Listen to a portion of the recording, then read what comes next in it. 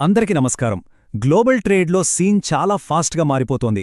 Just వారం క్రితమే కదా ఇండియా యూరోపియన్ యూనియన్తో mother of all trade deal sign చేసిందని ప్రపంచమంతా మాట్లాడుకుంది. ఆ హీట్ తగ్గకముందే ఇప్పుడు అంతకంటే పెద్ద డీల్, బహుశా అంతకంటే ఎక్కువ డ్రామాతో కూడుకున్న ఒప్పందం మన ముందుకొచ్చింది. అవును, మీరు విన్నది కరెక్టే. Father of all deals. India US మధ్య జరిగిన ఈ కొత్త ఒప్పందానికి పెట్టిన పేరన్నమాట. పేరు వినడానికి చాలా గ్రాండ్గా ఉంది కదా. మరి నిజంగా ఈ డీల్ అంత గొప్పదా, లేకపోతే ఇదంతా పొలిటికల్ హైప్ మాత్రమేనా? పదండి, దీని సంగతేంటో తేల్చేద్దాం. ఒక్కసారి టైమ్లైన్ చూస్తే పాలిటిక్స్ ఎంత స్పీడ్గా ఉంటాయో అర్థమవుతుంది. యూరోపియన్ యూనియన్తో మన డీల్ అయిపోయి వారం కూడా గడవలేదు, అప్పుడే అగ్రరాజ్యం అమెరికా సీన్లోకి ఎంటర్ అయింది. అసలు విషయమేంటంటే, ఈ యూరోపియన్ డీల్ వల్ల అమెరికా అడ్మినిస్ట్రేషన్లో చాలా ఫ్యూరీ వచ్చిందట.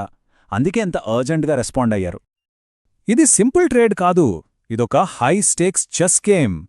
యూరోపియన్ యూనియన్తో ఇండియా చేతులు కలపగానే అమెరికాకొక విషయం క్లియర్ అయిపోయింది.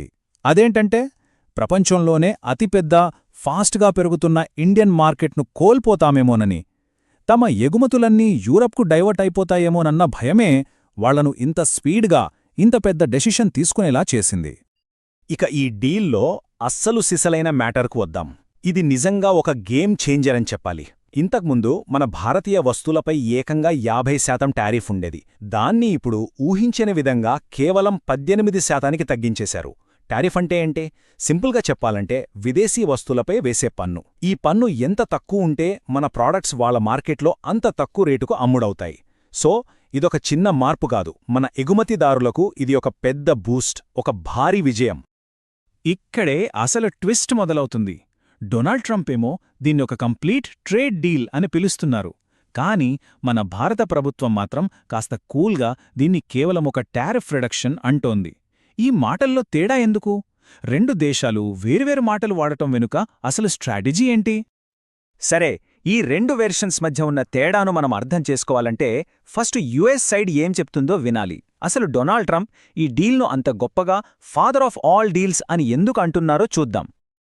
ఈ మాటలు గమనించారా? ఇది జస్ట్ ఒక ట్రేడ్ అనౌన్స్మెంట్లా లేదు, ఒక పెద్ద జియోపొలిటికల్ షిఫ్ట్కు సిగ్నల్లా ఉంది. $500 బిలియన్. ఆలోచించండి, ఈ నంబర్ వెనకున్న వాగ్దానాలు, అంచనాలు చాలా చాలా పెద్దవి. ఓకే, ట్రంప్ చెప్పిందాన్ని బ్రేక్డౌన్ చేస్తే 3 మెయిన్ పాయింట్స్ కనిపిస్తున్నాయి. 1. రష్యాతో ఇండియా ఎనర్జీ టైస్ను కట్ చేయడం. 2. ఏకంగా $500 బిలియన్ కొనుగోళ్లతో అమెరికా ఎకానమీకి బూస్ట్ ఇవ్వడం. 3. ఫ్యూచర్లో 0 టారిఫ్లతో కంప్లీట్ ఫ్రీ ట్రేడ్. ఇవన్నీ చాలా పెద్ద మాటలు, అందుకేనేమో ట్రంప్ దీనికంత పెద్ద పేరు పెట్టారు. అది అమెరికా వర్షన్. మరి మన ఇండియా ఏమంటోంది? ఇక్కడే కథ చాలా ఇంట్రెస్టింగ్గా మారుతుంది. ఇండియా రెస్పాన్స్ చాలా కేర్ఫుల్గా, స్ట్రాటజిక్గా ఉంది. అది ట్రంప్ అనౌన్స్మెంట్కు కంప్లీట్ డిఫరెంట్ పిక్చర్ ఇస్తోంది. ఇప్పుడు ప్రధాని మోదీ అఫీషియల్ స్టేట్మెంట్ చూస్తే ఆయన ఫోకస్ అంతా మ్యూచువల్ బెనిఫిట్ మీదే ఉంది. అలాగే ఆ 18% టారిఫ్ కట్ను కన్ఫర్మ్ చేశారు. లాంగ్వేజ్ కూడా చాలా ఫ్రెండ్లీగా, డిప్లొమాటిక్గా ఉంది.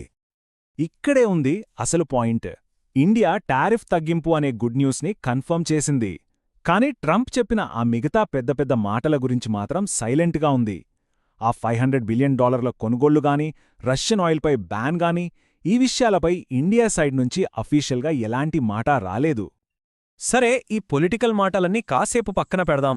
రెండు దేశాలు అధికారికంగా ఒప్పుకున్నా ఒకే ఒక్క విషయం ఉంది. అదే ఆ 18% టారిఫ్. అసలు ఈ నెంబర్ ఎందుకంత ఇంపార్టెంట్? ఇది మన ఎకానమీకి ఎంత పెద్ద గేమ్ చేంజర్ కాబోతోందో ఇప్పుడు చూద్దాం.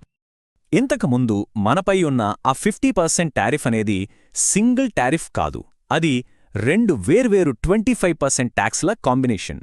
ఒకటి అమెరికన్ వస్తువులపై ఇండియా వేసే ట్యాక్సుకు బదులుగా, రెండోది మనం రష్యా నుంచి ఆయిల్ కొంటున్నందుకు పెనాల్టీగా వేశారు. ఈ స్ట్రక్చర్ చాలా కాంప్లికేటెడ్గా మన ఎక్స్పోర్టర్స్కు పెద్ద భారంగా ఉండేది. ఇప్పుడు ఆ పాత 50% స్ట్రక్చర్ని మొత్తం తీసిపారేశారు. దాని ప్లేస్లో ఒకే ఒక్క సింగిల్ కొత్త 18% టారిఫ్ వచ్చింది. ఇది జస్ట్ ఏదో ఒక పార్ట్ తగ్గించడం కాదు, మొత్తం టారిఫ్ సిస్టమ్నే సింప్లిఫై చేసి భారీగా తగ్గించేశారు. ఈ చార్ట్ చూస్తే విషయం ఇంకా క్లియర్గా అర్థమవుతుంది. 18% టారిఫ్తో యుఎస్ మార్కెట్లో మన ప్రాడక్ట్స్ మన మెయిన్ కాంపిటీటర్స్ అయిన వియత్నాం, పాకిస్తాన్ కంటే చీపుగా మారతాన్. ఇది మేడ్ ఇన్ ఇండియా బ్రాండ్కు ఒక మ్యాసివ్ కాంపిటేటివ్ ఎడ్జ్ ఇస్తుంది. గవర్నమెంట్లు డీల్స్ చేసుకుంటాయి, ఓకే, కానీ వాటిపై అసలు జడ్జిమెంట్ ఇచ్చేది మార్కెట్లే. మరి ఈ న్యూస్కి మన స్టాక్ మార్కెట్ ఎలా స్పందించింది? ఒక్క మాటలో చెప్పాలంటే పండగ చేసుకుంది. ఈ న్యూస్ బయటకు రాగానే మార్కెట్లో జోష్ మామూలుగా లేదు. అనలిస్టులు ఏకంగా 1200 పాయింట్ల భారీ గ్యాపప్తో మార్కెట్ ఓపెన్ అవుతుందని అంచనా వేశారు. దీన్ని బట్టి అర్థం చేసుకోవచ్చు ఇన్వెస్టర్లకు ఈ డీల్ మీద ఎంత కాన్ఫిడెన్స్ ఉందో. మరి ఈ లాభం ఎవరికెక్కువ? ముఖ్యంగా textiles, engineering goods, gems and jewellery లాంటి సెక్టార్స్ భారీగా లాభపడనున్నాయి. ఎందుకంటే టారిఫ్ తగ్గితే అమెరికా మార్కెట్లో వాటి రేట్లు తగ్గుతాయి, ఆటోమేటిక్గా వాటి కాంపిటేటివ్నెస్ డిమాండ్ అమాంతం పెరిగిపోతాయి. ఈ ఎఫెక్ట్ కేవలం ఎక్స్పోర్ట్స్కే పరిమితం కాదు. ఈ పాజిటివ్ సెంటిమెంట్ వల్ల రూపాయి విలువ బలపడుతుందని, ఇంతకాలం మన మార్కెట్ నుంచి డబ్బులు వెనక్కి తీసుకున్న ఫారిన్ ఇన్వెస్టర్లు మళ్లీ ఇండియా వైపు చూస్తారని అంచనాలున్నాయి. సరే, ఇప్పటిదాకా ఉన్న ఎవిడెన్స్, రెండు వైపులా మాటలు విన్న తర్వాత ఈ ఫాదర్ ఆఫ్ ఆల్ డీల్స్ మీద మన ఫైనల్ వర్డిక్ట్ ఏంటి? ఈ టేబుల్ మనకు మొత్తం పిక్చర్ను క్లియర్గా చూపిస్తుంది. టారిఫ్ తగ్గింపు, మార్కెట్ పాజిటివ్గా రియాక్ట్ అవడం, ఇవన్నీ కన్ఫర్మ్డ్ ఫ్యాక్ట్స్. కానీ ఆ $500 బిలియన్ కొనుగోలు, రష్యన్ ఆయిల్పై బ్యాన్ లాంటివి ప్రస్తుతానికి కేవలం ట్రంప్ చేసిన క్లెయిమ్స్గానే ఉన్నాయి.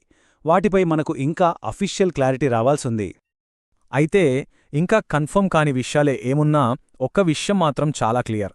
అదేంటంటే ఇండియా 2 పవర్ బ్లాక్స్ అంటే యూరోపియన్ యూనియన్, యుఎస్ మధ్య తన కార్డ్స్ను చాలా తెలివిగా ప్లే చేసింది.